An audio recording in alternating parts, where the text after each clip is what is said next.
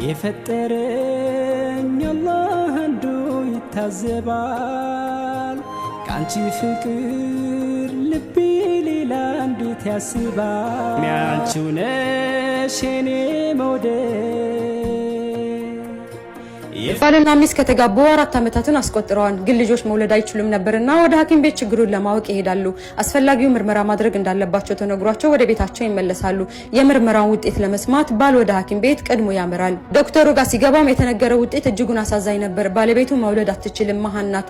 ባል የሰማውን ዋጥ በማድረግ አላህን ያመሰግናል። ለዶክተሩም እንዲህ ይለዋል፣ ባለቤቴን ይዤ እመጣለሁ፣ ግን ስትመጣ መውለድ እንደማትችል አትንገራት፣ ይልቁንስ እኔ መውለድ እንደማልችል አሳውቃት በማለት ለምኖ ያሳምነዋል። ዶክተሩም ባል ያለውን እሺ በማለት ለሚስት ባለቤቷ መውለድ እንደማይችልና ተስፋቸው አንድ አላህ ብቻን መማጸን ነው ሲልም ከምክሩ ጋር ውጤቱን ያሳውቃታል። ብዙም አልቆዩም ወሬ ባልና ሚስት ቤተሰቦች ዘንድ ይሰራጫል። በዚህ መልኩ ለ5 ዓመታት ያህል ከኖሩ በኋላ ሚስት ለባል ከዛሬ ጀምሮ ከሱ ጋር መኖር እንደማትችልና ዘር ፍሬዋን ልጆቿን ወልዳ ማየት እንደምትፈልግ ትነግረዋለች። ባልን በጣም ሀዘን እየተሰማው ይህ የአላህ ውሳኔ ነው፣ እባክሽን በአላህ ላይ ያለሽ ተስፋ የጠነከረ ይሁን በማለት ነገሩን ለማርገብ ይሞክራል። እሷም ጥሩ ይህንን ዓመት እታገሳለሁ፣ ከዛ በኋላ ግን ከኔ ጋር ትቆያለች ብለህ እንዳታስብ ትለዋለች። እሱም በአላህ ላይ ተስፋውን አስጠግቶ ይስማማል። ሱብሃንአላህ የአላህ ውሳኔ ሆኖ በዛው ዓመት ሚስት በኩላሊት በሽታ ትጠቃለች። ሐኪሞቹም ግዴታ ኩላሊቷ መቀየር እንዳለበትና ካልሆነ ነገሮቹ ሊከብዱ እንደሚችሉም ይነግሯታል። ሚስትም ይህንን ስትሰማ ወቀሳዋን በባል ላይ አጠናክራ ቀጠለች። ሰበቡ አንተ ነህ፣ ፍታኝ ኑሮ ይልኖርበት ስልህ እምቢ ብለህ ብዙ ወቀሰችው። በዚህ ወቅት ባል ባለቤቱን አስፈቅዶ ኩላሊት በፈቃደኝነት ለባለቤቱ የሚሰጥ ሰው ለማፈላለግ ከሀገር ውጭ እንደሚሳፈር ይነግራትና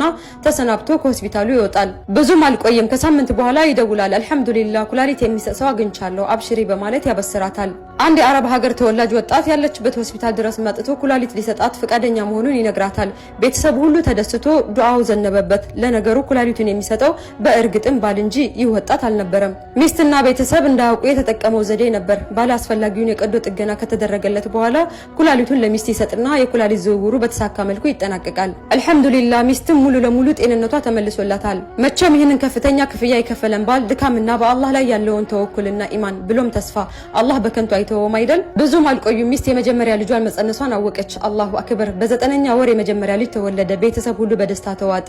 ይህን ሁሉ የቀን ውሎውን መዝገብ ላይ ከማስፈር ባል አልተዘናጋም ነበር።